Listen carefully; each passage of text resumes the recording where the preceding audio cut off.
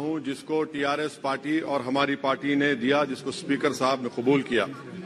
Sir, मैं 11 point आपके सामने रखूंगा जो मैं बताने की कोशिश करूंगा कि क्यों हम इस तहरीक अदम एतमाद की तायीद में और मोदी हुकूमत की मुखालिफत में खड़े हैं। सर, हालिया दिनों में हमारे मुल्क में ट्रेन में एक वर्दीपोश दहशतगर्द ने अपने सीनियर मीना साहब का कत्ल करने के बाद ट्रेन के कंपार्टमेंट में जाकर नाम पूछकर, चेहरे पर दाढ़ी देखकर, कपड़े देखकर उनको कत्ल कर दिया और उसके बाद उसने कहा कि इस देश में रहना है तो मोदी को वोट देना पड़ेगा।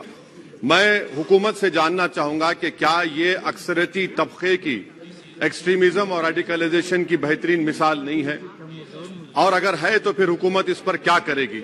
सर, हमारे आइन में, संविधान में लिबर्टी ऑफ कॉन्शियस को लिखा गया तमहीद में, यानी जमीर की आजादी का जिक्र किया गया है। मैं हुकूमत से और खास तौर से वजीर आजम से जानना चाहता हूं कि कहां गया इस हुकूमत का जमीर, कॉन्शियस जिसको अंग्रेजी में कहते हैं, जब नूह में 750 इमारतों को बगैर ड्यू प्रोसेस फॉलो किए उनके इमारतों को मुनज़्ज़म कर दिया गया, और इसलिए कि वो मुसलमान थे, पूरे के पूरे इलीगल थे। इसीलिए पंजाब की हाईकोर्ट और हरियाणा की हाईकोर्ट ने कहा कि ये एथनिक क्लेंसिंग है। इसकी एक बेहतरीन मिसाल है उस हुकूमत की। तीसरी है कि इस मुल्क में एक नफरत का माहौल, बल्कि एक आतिश को पैदा कर दिया गया, मुसलमानों के खिलाफ नफरत का माहौल। ये 9 साल का इनका ये कारनामा है। तीसरा सर, मणिपुर के ताल्लुक से कल बड़ा लंबा जवाब वजीर दाखिला ने दिया। सर, आसाम राइफल के ऊपर केस बुक हो जाता है, एफआईआर हो जाता है। क्या हो रहा है वहां पर? कहां गया आपका कॉन्शियस, कहां गया आपका जमीर, जब वहां की महिलाओं की अस्मत रेजी की जा रही है? और आप मुख्यमंत्री को नहीं हटाना चाहते इसलिए क्योंकि वो कोऑपरेट कर रहा है। सर, मैं हरियाणा और मणिपुर के वजीर आला के लिए, किसी शायर ने अच्छा कहा था कि कुर्सी है तुम्हारा ये जनाजा तो नहीं, कुछ कर नहीं सकते तो उतर क्यों नहीं जाते। आखिर कहां गया? उन ताबूतों में खो गया कि आपका कॉन्शियस, आपका जमीर, जहां पर 50,000 लोग बेघर हो गए, यानी 6 लाख हथियारों को लूटा जा रहा है। आखिर कौन सा आप इंचार्ज वहां पर हैं? सर, 4था पॉइंट, हिजाब को एक मसला बना दिया गया और मुस्लिम बच्चों को तालीम से महरूम कर दिया गया। क्या ये आपका लिबर्टी ऑफ कॉन्शियंस है? कहां गया आपका जमीर? सर, अभी आपने फाइनेंस मिनिस्टर साहबा ने कहा, यहां पर डीएमके के मोहतरमा कनीमोजी ने महाभारत के द्रौपदी का जिक्र किया। मैं ये पूछना चाहता हूं, बिल्किस बानो इस देश की बेटी है या नहीं? जिस बिल्किस बानो को 11 लोगों ने रेप किया, प्रेग्नेंट थी, उसकी मां का रेप किया, उसकी बेटी को कत्ल कर दिया, उसकी मां का कत्ल कर दिया, आपने कातिलों को रिहा कर दिया। ये आपका कॉन्शियंस है? ये आपका कॉन्शियंस है? आप तो मेजोरिटेरियन पॉलिटिक्स को फरोग दे रहे हैं। सर, चौथा, आज चाइना के ऊपर कोई नहीं बोलते हैं। प्रधानमंत्री मोदी ने उस वक्त 2013 में जब प्रधानमंत्री नहीं थे, कहा था कि समस्या बॉर्डर पर नहीं, दिल्ली में है।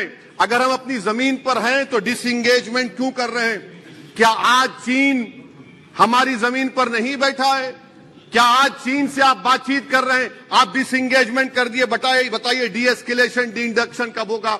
मैं आपके जरिए से हुकूमत को बता रहा हूं कि अगर प्रधानमंत्री ने अहमदाबाद में शी जिनपिंग को बुलाकर झूला झुलाया था, क्या हुआ? क्या नतीजा निकला उसका? चेन्नई दिखाया, क्या नतीजा निकला? सर, इसलिए चीन पर बोलिए, चीन को उखाड़ कर फेंकिए। सर, और एक पॉइंट जिस पर मैं मुखालिफ तायीद में खड़ा हूं, हाई इन्फ्लेशन है इस मुल्क में, हाई अनएम्प्लॉयमेंट है, स्टैग्नेटिंग कंजम्पशन है। इसकी वजह से महिलाओं में हाई एनीमिया लीड कर रहा है। ये हुकूमत इसकी जिम्मेदार है। सर, कुलभूषण जाधव कहां है? पाकिस्तान में बैठा है, आप क्यों नहीं लेके आते? आप विश्वगुरु कहते हैं, कुलभूषण जाधव को भूल गए आप। कतर में 8 नेवी ऑफिसर 1 साल से जेल में हैं, आप नहीं ला सके उनको। सर, और एक चीज, 1991 का प्लेसेस ऑफ वर्शिप एक्ट इस ऐवान में पास किया गया था कि तारीख के जख्मों को नहीं खुरेदा जाएगा। आप खुरोद रहे हैं उनको। मैं आपको इंतबाह दे रहा हूं, वार्न कर रहा हूं, इस मुल्क को 90 के दहे में मत लेकर जाइए। 91 का एक्ट सुप्रीम कोर्ट में जवाब दीजिए कि आपकी हुकूमत 91 प्लेस ऑफ वर्शिप एक्ट की कायम है, उस पर कायम रहेगी। यूसीसी, सर, इस यूसीसी का फॉर्मूला क्या है? एक मुल्क में एक मजहब, एक कल्चर, एक जबान। ये तो डिक्टेटरों का फॉर्मूला है। भारत एक गुलदस्ता है, भारत एक मोजाइक है। यहाँ पर बेशुमार जबानें, बेशुमार मज़ाहिब बोले जाते हैं और हिंदू अनडिवाइडेड फैमिली में sir I am concluding 8 crore 75 Hindu खानदानों को 3,800 करोड़ डिडक्शन मिला। इसके बारे में आप क्या कहेंगे सर? और मैं कंक्लूड करने से पहले आपको बताना चाह रहा हूं कि माइनॉरिटी वेलफेयर का बजट 40% कम कर दिया गया। पढ़ो प्रदेश, प्री मैट्रिक स्कॉलरशिप कम कर दी गई, मौलाना आजाद फाउंडेशन खत्म कर दिया गया फेलोशिप, और इसकी वजह से 1,80,000 मुसलमान हायर एजुकेशन में गायब हो चुके हैं। सर मैं इख्तिताम में कह रहा हूं कि पसमानदा मुसलमान से प्रधानमंत्री को बड़ी मोहब्बत है। ये कौन सी आपकी मोहब्बत है पसमानदा, जो आपका एक मुसलमान मिनिस्टर नहीं है वहां पर? इखलाक से लेकर पीलू खान से लेकर अफान अंसारी से लेकर लुकमान अंसारी, मॉब लिंचिंग पूरे पसमानदा मुसलमान की होती है। पावर लूम बंद है, अंसारियों के कुरैश बरादरी का कारोबार बंद किया जाता है। स्पीकर सर, मैं कंक्लूजन में अभी कल हमारे होम मिनिस्टर ने कहा था क्विट इंडिया। अगर इनको मालूम हो जाए कि क्विट इंडिया का नारा एक मुसलमान ने दिया था तो वो भी नहीं बोलेंगे, वो नहीं मालूम था उनको। उसका मैं कंक्लूड कर रहा हूं, उसका नाम यूसुफ मेहर अली था सर। यूसुफ मेहर अली ने क्विट इंडिया का नारा बनाया, जिसको महात्मा गांधी ने सारे देश में एक पैगाम किया।